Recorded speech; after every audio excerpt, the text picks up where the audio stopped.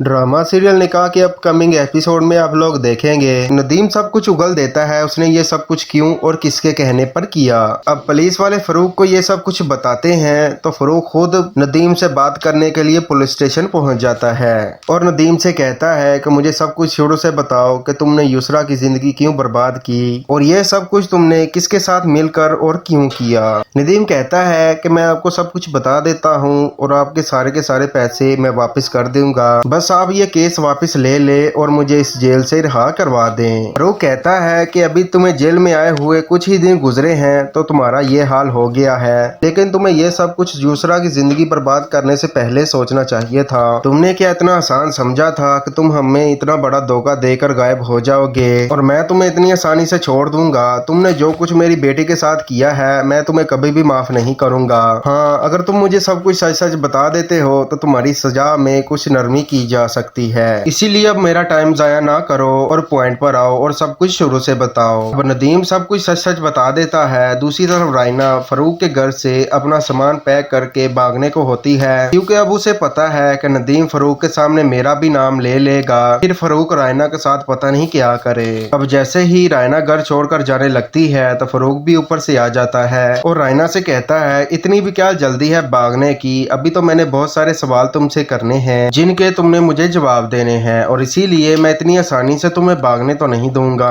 रायना कहती है नहीं तो मैं भागने नहीं लगी थी, मुझे क्या जरूरत थी भागने की। फरूक कहता है कि भागने तो लगी थी, इसीलिए तुमने अपना इतना सारा सामान पैक किया हुआ है, इसीलिए झूठ मत बोलो और मेरी एक बात का जवाब दो कि तुमने युसरा के साथ इतना गलत क्यों किया। अब रायना खामोश हो जाती है क्योंकि उसके पास कहने को कोई अल्फाज नहीं होते। अब दूसरी तरफ फरहाद भी आ जाता है तो वो भी फरूक के सामने रायना का असली चेहरा ले आता है। अब ये बात जानने के बाद फरूक को रायना पर और भी गुस्सा आता है और वो रायना से कहता है कि नदीम वाली बात जानने के बाद मैंने बहुत मुश्किल से खुद को कंट्रोल किया है, वो भी सिर्फ इसलिए कि तुमने युसरा की परवरिश की है। अब इस तरह मैं तुम्हें माफ नहीं कर सकता। अब इस तरह फरूक पुलिस को बुलाकर रायना को पुलिस के हवाले कर देता है।